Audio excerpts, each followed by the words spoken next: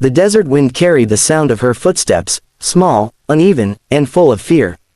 The girl walked alone along the dirt trail, her dress torn, her face pale beneath the scorching sun.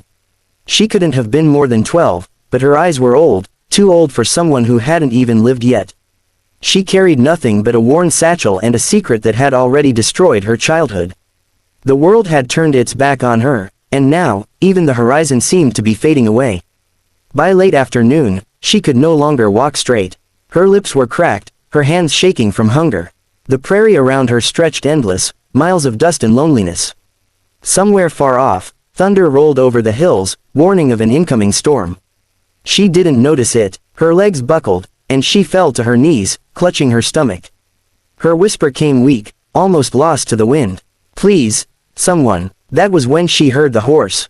The sound was distant at first, slow, steady hoofbeats echoing across the canyon floor. A tall figure appeared from the heat shimmer, a man on horseback, broad-shouldered, wearing a weathered duster and a shadowed hat. He slowed his horse when he saw her, dismounted, and approached cautiously. "You lost, little one?" he asked, voice low and rough from years of dust and silence. She tried to answer but only managed a faint nod before collapsing forward. He caught her before she hit the ground. He could feel how light she was, like a bird with broken wings. "Easy now," he murmured, lifting her gently. Her pulse was weak, her skin burning from the sun. He carried her to his horse, wrapped her in his coat, and rode toward his cabin a mile down the valley. The wind picked up behind them, and the sky began to darken. By the time they reached shelter, rain was already falling. Inside, the cowboy laid her on his bed and stoked the fire. He'd lived alone for years, no family, no neighbors for miles. He wasn't used to company, especially not a child. As she slept, he looked at her clothes, the bruises on her wrists, and the fear carved deep into her expression even in rest. Whoever had left her out there hadn't cared if she lived. He clenched his jaw and muttered, "No one deserves that. Not even out here." Hours later, she woke with a start, eyes wide, breath quick. She didn't know where she was, the wooden ceiling, the scent of smoke and leather, the faint sound of rain on the roof. "You're safe," the cowboy said from his chair by the fire. "Ain't no one gonna hurt you here." She looked at him, wary at first, then slowly relaxed when she saw his eyes, tired, yes, but kind. You found me," she whispered. He nodded. "Out by the ridge. You were near gone." Her gaze dropped to the blanket pulled over her knees. "They left me," she said quietly. "They said I was a curse." Her voice cracked, and she wiped her eyes with trembling hands. The cowboy's jaw tightened. "You ain't no curse," he said softly. "You're just a child." She looked at him again, as if trying to believe those words. He handed her a tin cup of warm water. "Drink," he said. "You'll need your strength." She nodded, sipping slowly, her hands still shaking. "What's your name?" he asked. "Lila," she whispered. He nodded once. "Name's Cole." That night, as the storm raged outside, he sat by the fire, keeping watch while she slept. Every few minutes, she stirred, muttering names he didn't recognize, flinching at invisible memories. He wanted to ask her more, to know what had happened, who had hurt her, but he knew better. Some wounds didn't need words. Some just needed time. When morning came, the air smelled clean again, and light spilled through the window. She was still sleeping, her face peaceful for the first time.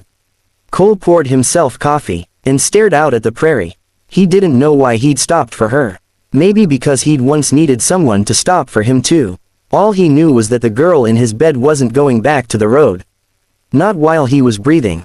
He didn't realize it yet, but the choice he made that night, the choice to stop, to help, to protect, would change both their lives forever. When Lila woke again, the storm had passed. A thin light filled the cabin, falling over the rough wooden walls and the table scattered with tools and old letters. She turned her head slowly and saw the cowboy sitting by the door, sharpening a knife, his eyes calm, unreadable. For a moment she panicked, shrinking back beneath the blanket. He noticed and stopped what he was doing. "You don't need to be scared," he said quietly. "Ain't gonna hurt you." His voice had a weight to it, the kind that came from a man who'd lost things, maybe too many. He placed the knife down and nodded toward the tin plate on the table. "Got you some food. Might not taste like much, but it's warm." She hesitated, then rose slowly, clutching the blanket around her shoulders. She moved like a fawn after a storm, cautious, unsure if the ground would hold. When she sat, he slid the plate toward her, beans, a biscuit, a bit of jerky. She ate in silence, and he let her. Outside, the wind was quiet, and the only sound was the creak of the old house and the crackle of the fire. After a while, she looked up. "Why did you help me?" she asked. He didn't answer at first. Just stared at the fire, jaw tight. "Because no one helped me when I needed it," he said finally. "Guess I figured I'd change that for someone." She watched him, something soft flickering in her eyes, something like trust. He asked her where she came from. She hesitated, chewing her lip. "A camp near the river," she said. "There were people, travelers. I stayed with them after my folks were gone." She stopped, eyes glassy. "They said I was trouble. Said what happened was my fault." Her voice broke, and she looked down. "So they left me." Cole swallowed hard. He'd seen plenty of cruelty in his time, wars, raids, hunger, but this felt different. It wasn't the kind that left scars on skin. It was the kind that broke something inside. "You ain't to blame for what others done," he said gently. "Whatever happened, you didn't deserve it." She looked up at him then, really looked. And for the first time, her expression wasn't fear or shame. It was disbelief, like no one had ever told her that before. "You don't even know me," she whispered. He shrugged. "Don't have to." That night, she couldn't sleep. The wind moaned through the cracks in the cabin, carrying memories she couldn't silence. She turned on her side and watched Cole by the fire, his silhouette outlined in golden shadow. He sat still, head low, lost in thought. After a while, he spoke, not to her, but to the flames. "Used to have a daughter," he said softly. "Would have been about your age now." Lila's breath caught. "What happened?" she asked. He was quiet for a long time before answering. "Fever took her. Long time ago. Took her mama too." He lifted his eyes to her, and she saw the grief buried deep, the kind that never leaves, just changes shape. "Ain't said her name in years," he added. "Didn't think I'd need to." Something in the way he said it made her eyes sting. She wanted to tell him more, about the man who'd hurt her, about the people who'd turned away, but the words wouldn't come. Instead, she whispered, "I'm sorry." He shook his head. "Don't be. Just means maybe I was meant to find you." Days passed. The sun returned, and so did color to her face. Cole taught her how to feed the horses, how to gather eggs, how to tell when a storm was coming just by the way the air changed. She listened carefully, eager to help, eager to belong. For the first time in her life, someone treated her like she mattered.